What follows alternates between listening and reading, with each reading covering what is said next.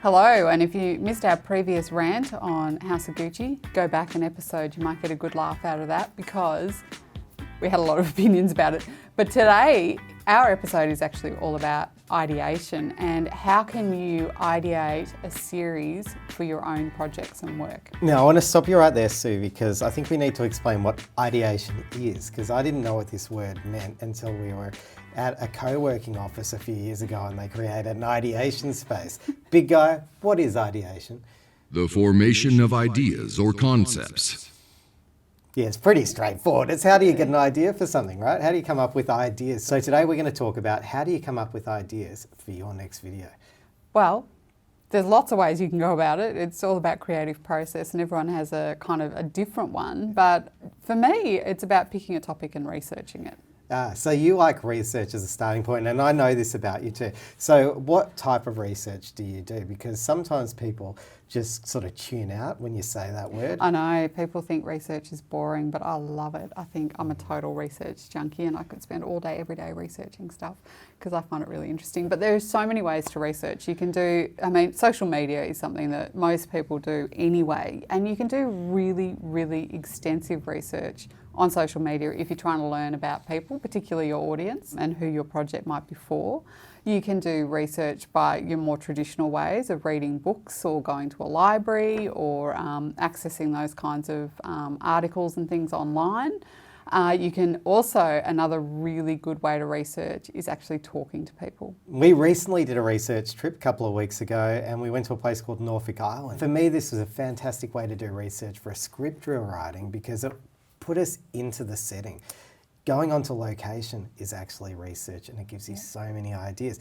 Going to the bookshop there, I was able to get things that weren't only about reading, pictures and images and medallions that have been created there. Going to museums there, I was able to take phone photos and get so many ideas for props and wardrobes. Talking to the locals, they had amazing stories and they were just like an absolute wealth of knowledge of themselves.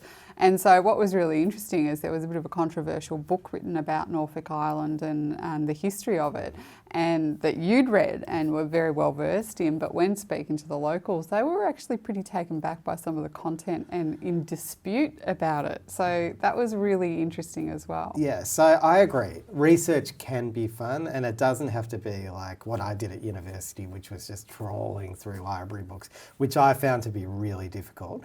I even like doing things like Google image searches. I find them really useful. I Google image search like just the most random things, like a theme, like redemption, or what would be another good theme that you could tap in? I don't know, but my mind was just going to, I wonder if we should Google our big guy in the sky and find out what he looks like.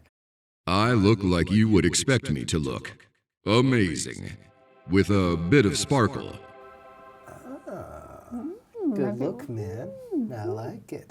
So yeah, look, I think Google image searches are great. YouTube's the same because often it gives you all these pictures as well.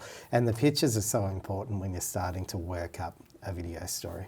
Yeah, because sometimes it's hard to visualize something and get a concept, but those kind of visual elements that you can research really can bring it all to life and trigger a whole lot of ideas for you. I was really challenged by a quote I found this week by Stanley Kubrick, filmmaker extraordinaire, saying, "If it can be written or thought, it can be filmed."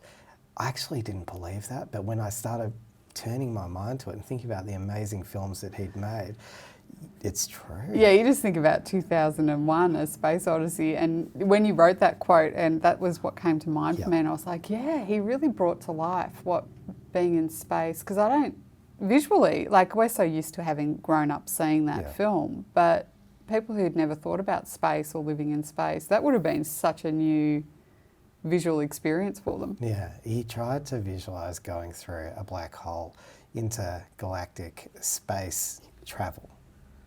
And it worked. It played, So this is great because it liberates you to, start thinking about how creative can I get in telling my story. Anything that can be thought or written, can be represented visually. And maybe you should be thinking about how you can do that to make your videos even more impactful. So the last thing that I wanted to raise, which is also a little bit, well, it's a lot to do with research, is the pre-interviews that you do with people and how unbelievably important pre-interviewing is for a whole variety of reasons, but for figuring out if they're the right talent, that they, you know, can even speak in a way that your audience will respond to. Are they really controversial? You know, do they have a strange mannerism that doesn't work on camera? Like all of these things, you can't know. I would say that about pre-interviews. So pre-interviews is basically before you've got the whole film crew and everything happening, you're taking the time out to speak to someone about the topic that you're going to film them speaking on. And I would recommend doing this over some sort of video platform like you know, Zoom or, you know, whatever, because you get to see those visual tics and you get to see whether that's going to help and enhance your storytelling or whether it's actually going to be a barrier for your audience. And then because you kind of know what they're going to be talking about, you know, you can form more well, this is more your bag, the whole how do you interview someone. You can form more interesting questions to ask them if you kind of understand their topic and how they present. Yeah, I do love interviewing, and I think we're going to do a whole series on that, so I'll keep you guys posted on that. But interviewing is really call and response, action, interaction, and you need to rehearse that a bit because the way that you run an interview is different based on how the person you're talking to communicates, and sometimes you really need to break them out of their shell.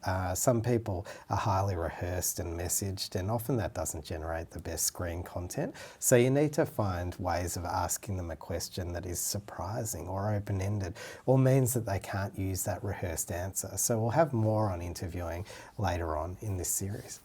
Yeah, so that's quite, I don't know, we went quite far and wide on this. I mean, location researching, I don't know about anyone else, but I don't think location research is boring because you get to go places. It's often called a recce as well. Travel, yeah. Travel experience, great. Yeah, and we talked about more traditional research. We talked about using image search tools, which I think are fantastic. And we talked about the importance of pre-interviews. So keep those in mind if you're trying to ideate or come up with your next big idea for a video. See you next time.